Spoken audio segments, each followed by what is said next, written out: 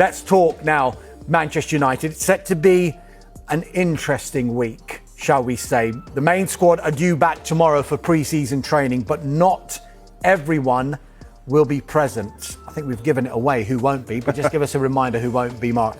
Yeah, Marcus Rashford, Jadon Sancho, Alejandro Garnacho, Anthony and Tyrell Malacia. Those 5 players have been granted permission by Manchester United to delay their return to pre-season training. We understand the bulk of the first team will be back in tomorrow, the 7th, for the start of the brand new pre-season campaign.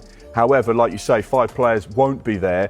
Now, I guess we read into this. We know there's been a lot of noise and speculation about these players and a potential departure from Old Trafford. So the fact that they've been granted permission would suggest that they're saying, look, OK, guys, if you don't want to come back to Manchester United, if we don't want you back, whichever phrase or terminology you want to use, it's clear that the days at Old Trafford are numbered. So therefore, we're going to allow you time to facilitate the moves that you want, and then we will go from there. Of course, Manchester United don't want these players to come back and then the stories start to come out. They're training with the 21s, they're training with the youth team, they've got a separate training regime to the first team. Then there's the noise about, are they going on the pre-season tour? They're not with the main group, and it just becomes negativity that Manchester United don't need. So actually, it feels like quite a sensible move to say, here's the time you need, get the deals done, but whether or not, and this is the big question, can these deals get done within the next 4 or 5 days? Because these are all potentially quite big deals to make happen, whether it's because of wages, because of transfer fees,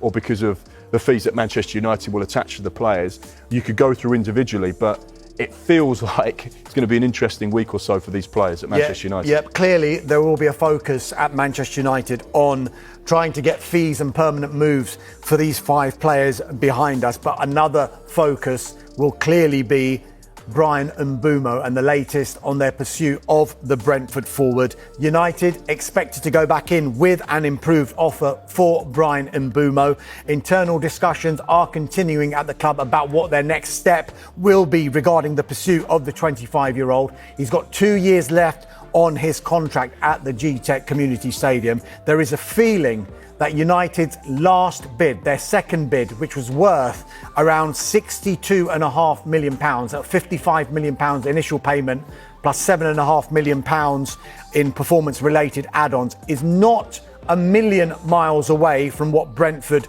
would want. However, just as important as the overall fee will be the structure of how that fee will be paid. Brentford, we think, want at least £65 million, with most, if not all of that £65 million guaranteed from Manchester United. So could be a really, really intriguing and interesting week or so at Manchester United, with the 5 players that we've been speaking about not coming back to training. They've been given a bit of leave, shall we say, to try and sort out their futures. And of course, will Bryan Mbeumo become a Manchester United player and become their second signing alongside Matheus Cunha? Of course, Diego Leon was another signing that they made earlier on today. Now, coming up,